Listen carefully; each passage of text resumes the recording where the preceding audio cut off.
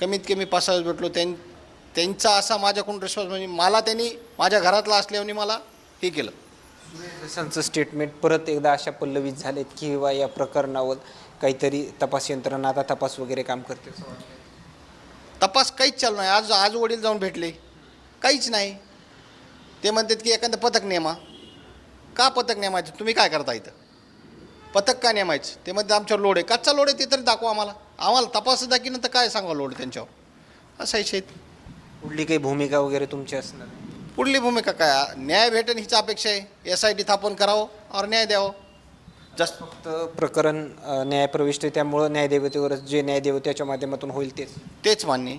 28 तारखेला तारीख आहे. धन्यवाद. हे होते महादेव फड यांचे मेहुणे सतीश फड आणि यांनी दिलेल्या प्रतिक्रिया. मात्र 2023च्या या हत्या प्रकरणावरून अद्याप एकही आरोपी अटक नाहीत. यावरून चर्चा मात्र पूर्ण